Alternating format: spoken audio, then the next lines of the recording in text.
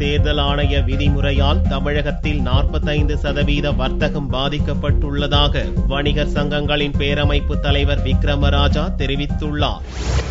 தஞ்சையில் வணிகர் சங்க மாநாட்டின் ஆயத்த கூட்டம் விக்ரமராஜா தலைமையில் நடந்தது. கூட்டத்தில் கலந்து கொண்ட பின்னர் செய்தியாளர்களிடம் பேசிய அவர், தேர்தலை முன்னிட்டு பணப்பட்டுவாடா சம்பவத்தை தடுக்க தேர்தல் ஆணையம் எடுத்துள்ள நடவடிக்கையை வரவேற்பதாக கூறினார். அதே வேளையில் சோதனை என்ற பெயரில் தேர்தல் ஆணைய கெடுபிடியால் தமிழகத்தில் 45% வணிகம் பாதிக்கப்பட்டுள்ளதாகவும் விக்ரமராஜா கூறினார். தேர்தல் ஆணையம் வாகன சோதனை என்ற அடிப்படையில் வாக்காளர்களுக்கு பணம் கொடுப்பதை நிறுத்தப்பட வேண்டும் என்ற ஒரு தன்னம்பிக்கையோடு வாக்காளர்களுக்கு பணம் கொடுப்பதை நிறுத்துவதை தமிழ்நாடு வணிகர் சங்கங்களுடைய பேரமைப்பு முழுமையாக வரவேற்கிறது. அதில் எங்களுக்கு மாற்று கருத்து அல்ல.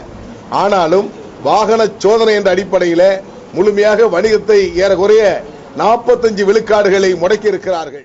அடையாள அட்டை வைத்திருக்கும் வணிகர்கள் எவ்வித ஆவணமும் இன்றி 3 லட்சம் ரூபாய் வரை எடுத்து செல்லலாம் என்று அறிவிக்க வேண்டும் என்றும் அவர் கோரிக்கை விடுத்தார். தங்களுடைய கோரிக்கையை நிறைவேற்றாவிட்டால் அடுத்த கட்டமாக வணிகர்கள் போராட்டத்தில் ஈடுபட உள்ளதாகவும் விக்ரமராஜா தெரிவித்துள்ளார்.